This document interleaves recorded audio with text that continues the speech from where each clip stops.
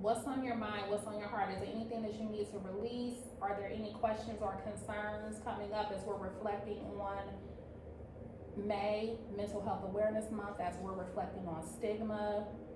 Is anything coming up for you when you hear, I should be able to handle this? I can just push through. I can do it all on my own. Anything coming up for y'all? So I'll share. So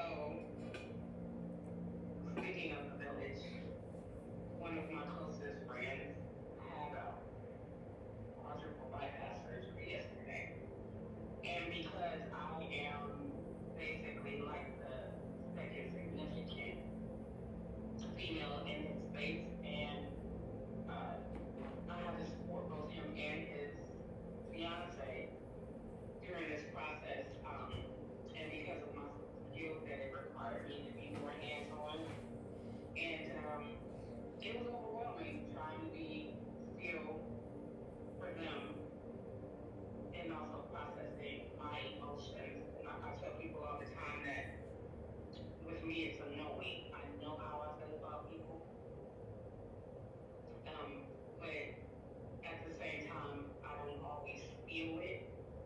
And in a space where a person that's in close proximity is now going through something who could potentially be taken out of my space in this room permanently, it became a little overwhelming for me, and I took an opportunity to express it, and I didn't really explode, but I definitely vomited all over the situation verbally, and we had a cleansing space of crying and releasing that energy, and then I took the day off while he was in um, surgery to just sit in meditation and stillness with, and compassion.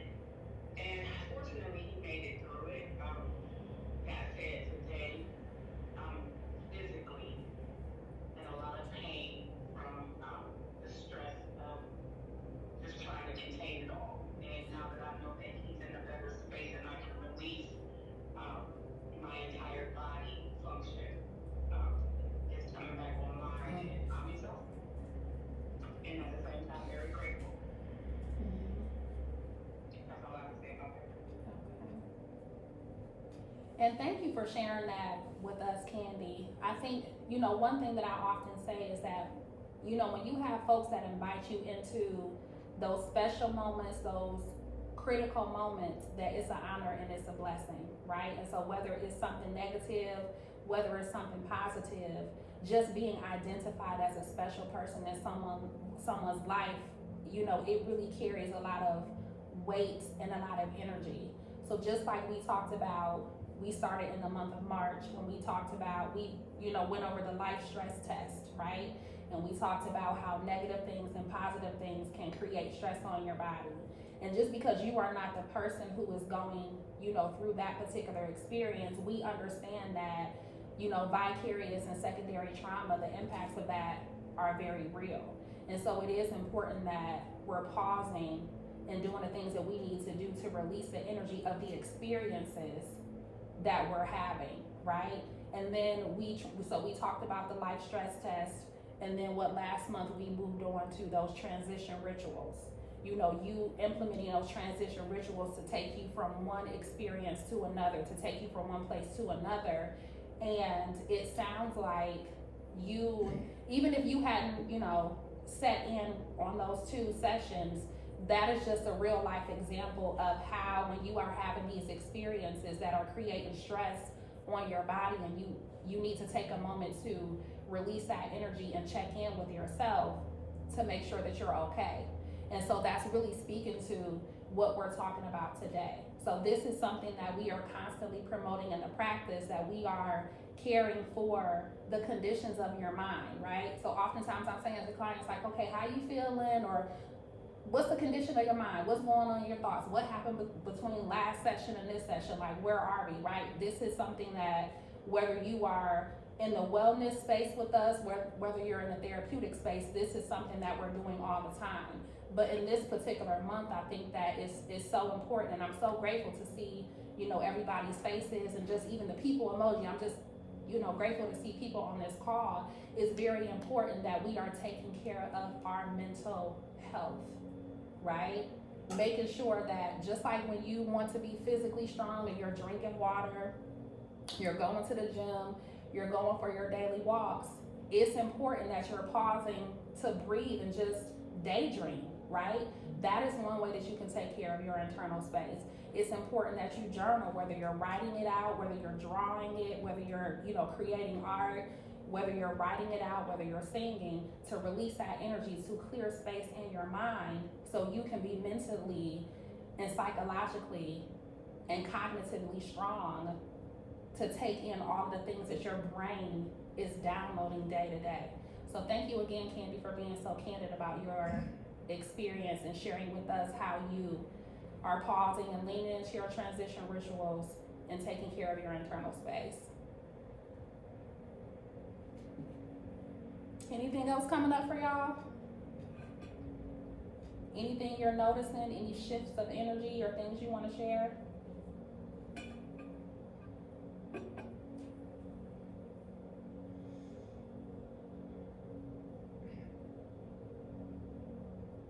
No? Can you guys hear me? Mm-hmm. Okay, I would say when you talk about mental and okay, so I have 4 children and sometimes they all talk to me at once. So it's good to have that boundary to talk, stop, listen, digest. And it's taxing. And that's why I thought that Candy said awesome stuff. Mm-hmm. For sure. Yeah. That's one thing my mom, she would say to me, I got 5 kids and y'all all call me at the same time. I need a minute, right? Oh wait, never mind. Like, I need a minute. And it's okay to say, I need a minute. So like going back to those transition rituals, right? You coming in from work, dealing with the world, you go into the house in the evening and this activity happening. And for you to pause and say, I need a minute to settle my thoughts so I can be present with you, so I can be present with myself. And I think that, and especially when we think of communities of color, we don't have a moment to think. We don't have the luxury to think. We don't have the luxury to process.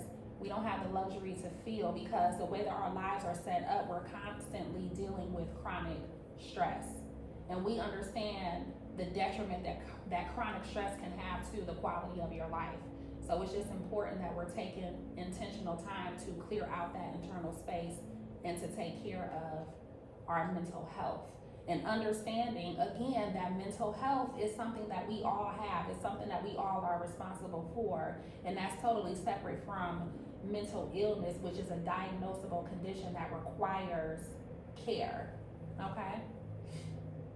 Nick, can you do me a favor? Can you just pull up that, or pull back the table some, because it's not getting up strong. Like when you move it, just shakes it. All right, there we go. Perfect. Thank you. So remember, those are 2 separate things. Mental health and mental illness are 2 separate things, but regardless, both of those conditions require care, but one is just on a different end of the spectrum than the other. All right? Okay. So we're gonna move into a grounding practice. And this one is called Caring for Your Mind. Yes, I named these. I named all these practices. But this one is called Caring for Your Mind, okay? So if you're able to, what I want you guys to do is just firmly plant your feet on the ground.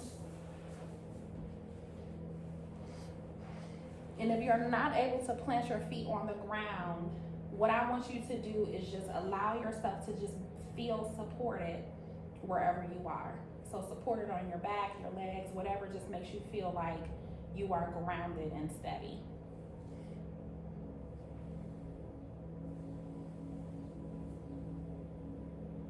And again, we're just falling into that normal pattern of our breathing. Just feeling that air flowing in and flowing out.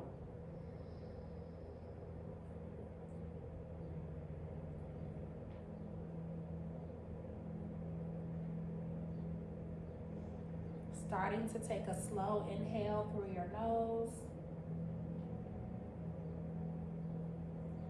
and gently exhale.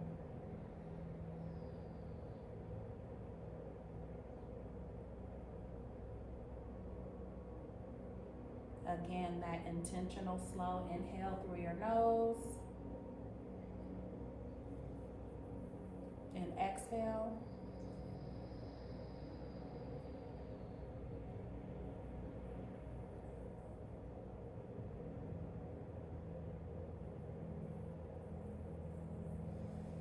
And as you're breathing, just start to bring awareness to your mind.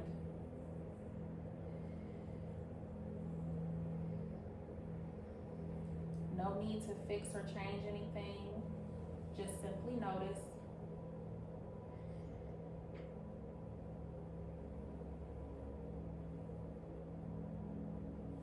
Notice the thoughts that are coming up for you.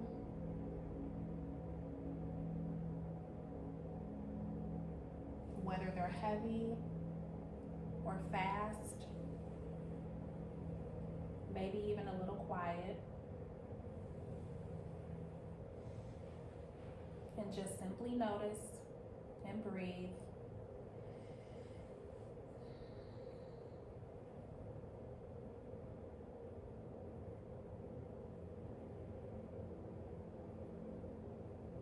And if you're able, just gently place your hands on your body. It could be your chest or your lap, or maybe even your legs.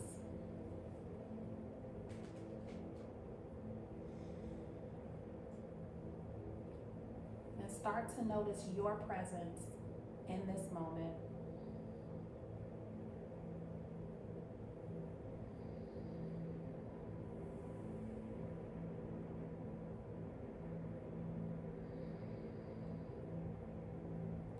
On the inhale, say to yourself, I notice. And on the exhale, I allow.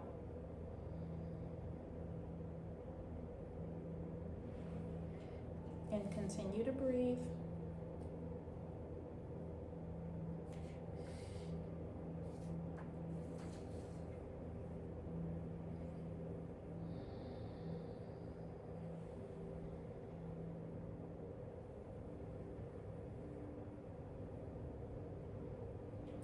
Now slightly shift,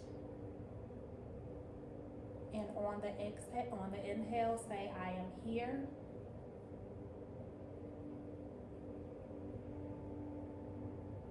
And on the exhale, I care for my mind.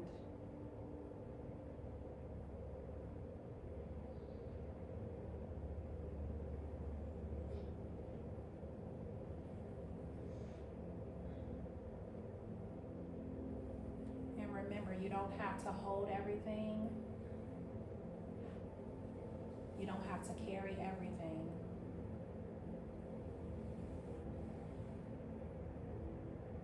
Just being here in your breath, with your breath, is enough.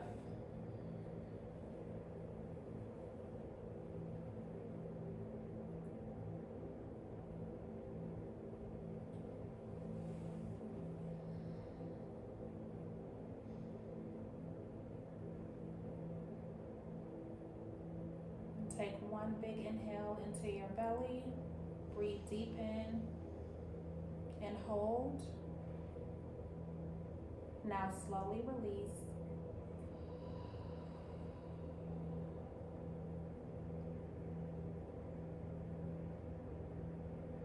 And whenever you're ready, allow yourself to come back to the space.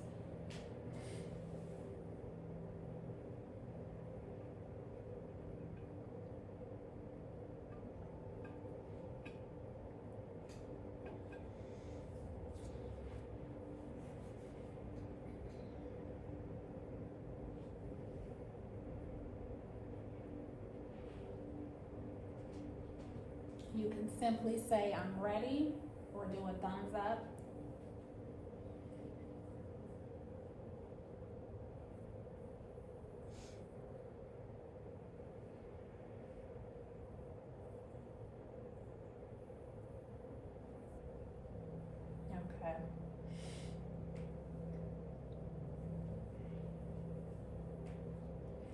So I just want us to take a few moments and I want us to reflect on release and let go prompt number 29. And this one is asking us to identify a material possession, an idea, or belief that you're attached to. How does this attachment show up in your life? So one of the things that we talked about at the beginning of the well check was the stigma around mental health, especially in the Black community or communities of color, right? That I gotta push through, I should be able to handle this, all of those different things. Those are attachments, those are beliefs or agreements that we have made with ourselves, or we have adopted or, inherited these beliefs and these attachments.